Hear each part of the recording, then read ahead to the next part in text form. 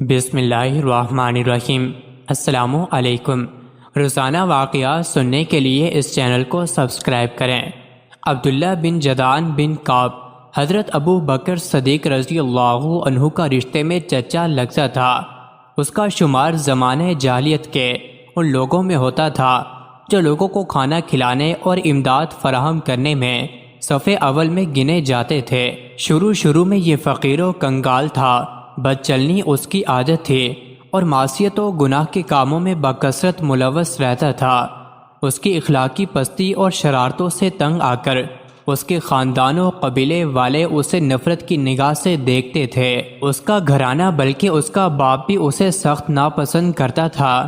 گھر، خاندان اور قبیلے کی نفرت انگیز نگاہوں کی تاب نہ لا کر وہ ایک دن مکہ کی گھاٹیوں کی طرف نکل پڑا۔ اس کی نظر پہاڑ کی ایک کھو پر پڑی۔ سوچا ممکن ہے اس کے اندر کوئی موذی جانور ہو جو مجھے موت کے گھاٹ اتار دے۔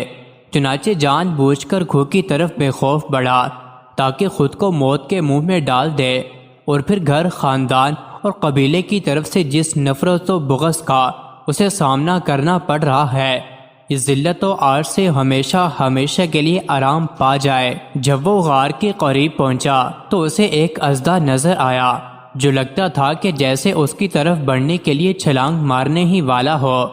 یہ دیکھ کر وہ کسی خطرے کی پرواہ کیے بغیر اژدھے کی جانب بڑھنے لگا۔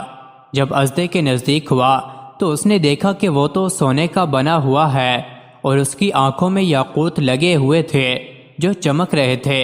وہ غار کے اندر داخل ہوا۔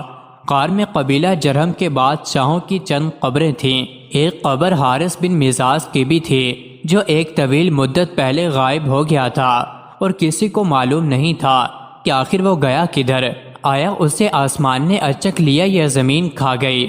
عبداللہ بن جدعان کو ان قبروں کے سرہانے سونے کا ایک تختہ ملا جس پر ان بادشاہوں کی تاریخی وفات اور ان کی مدت حکومت کی تفصیل درج تھی۔ نیز ان کی قبروں کے پاس ہیرے جوہرات اور سونے چاندی کا انبار تھا۔ عبداللہ بن جدعان نے غار کے اندر سے حسب خواہش جوہرات لیے اور غار کے منہ پر پہچان کے لیے نشان لگا کر نکل گیا۔ جب وہ لوٹ کر اپنی قوم کے پاس آیا تو انہیں خوب دولت سے نوازا، چنانچہ لوگ اس کو محبوب جاننے لگے اور اسے اپنا سردار بھی تسلیم کر لیا۔ عبداللہ بن جدعان لوگوں کو کھانا کھلاتا اور جب بھی اس کے پاس دولت ختم ہو جاتی تو غار سے جا کر حسب خواہش ہیرے جوہرات اور سونا چاندی نکال لاتا۔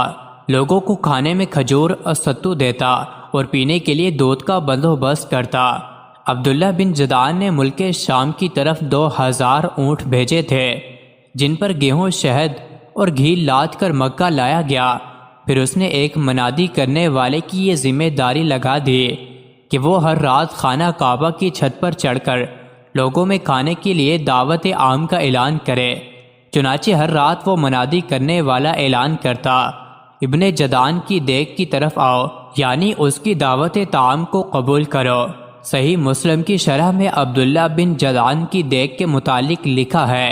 ابن قتیبہ کہتے ہیں عبداللہ بن جدعان کی دعوت طعام والی دیگ اس قدر بڑی تھی کہ اس سے اونٹ سواری کی پیٹھ پر ہی کھانا لے کر کھا لیتا تھا، مگر اس قدر فیاضی اور دعوت عام کے باوجود بھی وہ اللہ کے دربار میں سرخرو نہ ہو سکا۔ مزید ایسے ہی ویڈیوز کے لیے چینل کو ضرور سبسکرائب کریں۔